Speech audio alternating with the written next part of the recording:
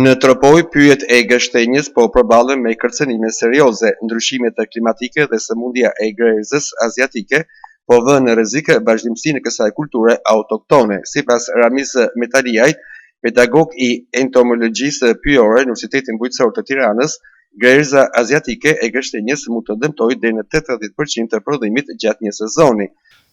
Kjo është nxitur nga ardhja në vendin tonë një dëmtues i rrezikshëm, që është grera aziatike e gështenjës, që është një dëmtues që ul prodhimin e gështenjës deri në 80%.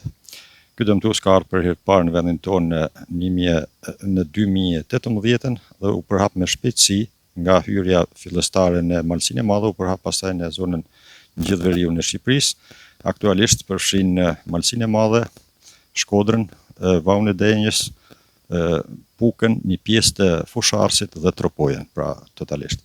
Emigrimi i popullsisë jo vetëm që varfëron në zonat malore, por rrezikon edhe trashëgiminë natyrore dhe ekonomike që lidhet me pyjet e gështenjës, duke e bërë më të vështirë mbrojtjen dhe kontrollin e pyjeve. Këtu në Kukës nuk ka mbritur akoma, por pritet të vijë për 2-3 vitet e ardhshme. Na shpjego pak, ç'është kjo gërëzë aziatike dhe çfarë dëmë shkakton tek prodhimi i gështenjës?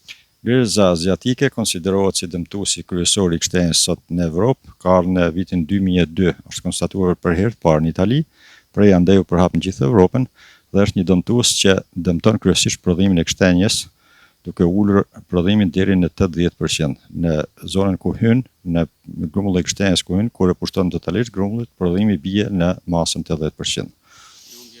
Humbje jashtëzakonisht e madhe.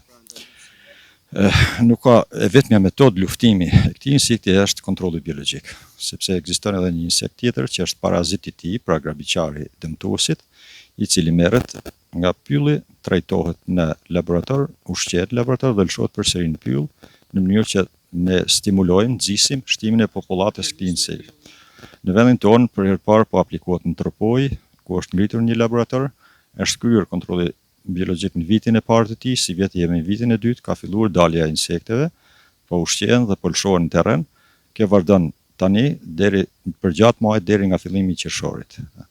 Insekti lëshohet në terren dhe synojmë që ta rrisim popullatën e insektit dobishëm në mënyrë që ta ul popullatën e insektit dëmshëm.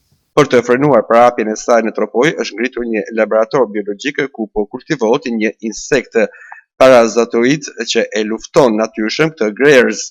Në mbështetje të përpjekjeve vendase, Organizata Botërore e Ushqimit dhe Bujqësisë po kryen një ekspertizë të specializuar për zbatimin e kontrollit biologjik ndaj këtij dëmtuesi invaziv.